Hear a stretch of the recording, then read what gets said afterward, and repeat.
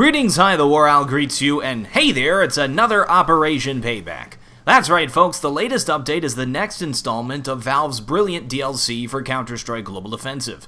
It's called Operation Bravo, which I think means the second one, so we can expect more if the second one's called Bravo. So yeah, the next one will be Charlie, and the first one was Alpha. Wait, no it wasn't. I don't know. Here's the concept if you've been living under a rock and missed Operation Payback. You pay a one-time fee to get a pass for the new DLC. This time it is $6, or whatever it is in your country, I don't know. What you get in return is the ability to play, using Valve's official servers, interface, and matchmaking, a collection of 8 maps created by community members. But don't worry, these are very professionally polished maps. But wait a second, you may ask, why can't I just access these maps for free through the workshop? And the answer is yes, you can. And that's why this DLC is so brilliant. It provides a way for folks to pay for more organization servers and that sort of thing, but at the same time, it doesn't split the community. In most games, such as Call of Duty or Battlefield series, for example, they come out with this periodic downloadable content and they charge a whole bunch of money for it. But what happens is, if you don't buy it, you don't get access to the new content, so you can't join servers where people are using it, and this splits the community between people who bought it and people who didn't, and it just absolutely ruins the community. I mean, I stopped playing Battlefield because I couldn't play with my friends anymore. I don't buy crazy DLC. I think it's a waste of money.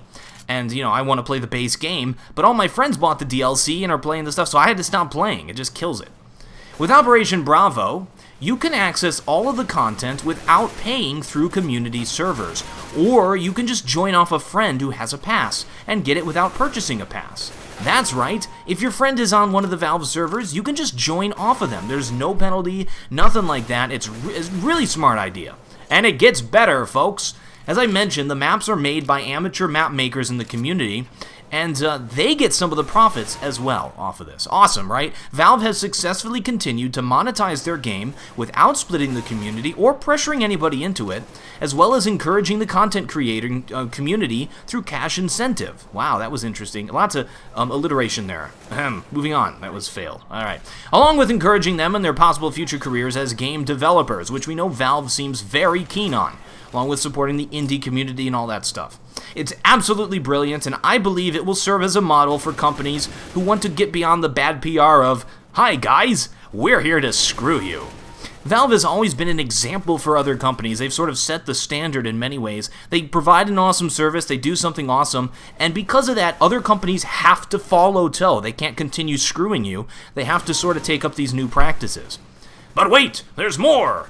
The difference between this and Operation Payback is that the 8 new maps will be playable in casual, like before, deathmatch, and competitive. I know, right? Unfortunately, it isn't the update that I wanted, which, you know, would have been a similar system for 128 tick servers and competitive maps. But hey, hopefully there'll be third-party systems we can use for that in the future, which are trustworthy and safe. Oh, and by the way, guys, just so you know, it's not a permanent thing. Operation Payback is dead, right? You paid money, can't play that anymore. That money's gone, the pass is gone, everything's gone. You get a coin, though. This thing is going to end at the end of the year, or January of next year or something like that. I forgot the exact date, but yeah, this thing has a time period on it as well. So you're probably wondering about the new maps. How are they? Well, you've probably seen some of them before, but I will say generally, compared to the Operation Payback maps, Operation Bravo maps blow them out of the water, and I will not, that's a perfect opportunity to do the pirate voice. Not going to happen, my voice has suffered enough. They are just visually beautiful. Some of them are like walking through a work of art. You just sort of feel what's going on. I honestly enjoy just walking through them and sort of absorbing the mood around you, just experiencing them. It's absolutely incredible. But in terms of gameplay, I mean, it's a little too early to say, but honestly, I think they aren't really meant for gameplay, just visuals. But then, you know, this is the impression that I got. Like, you don't really factor in the sort of same kind of things that you would look for in Counter-Strike nowadays, as you see in map design.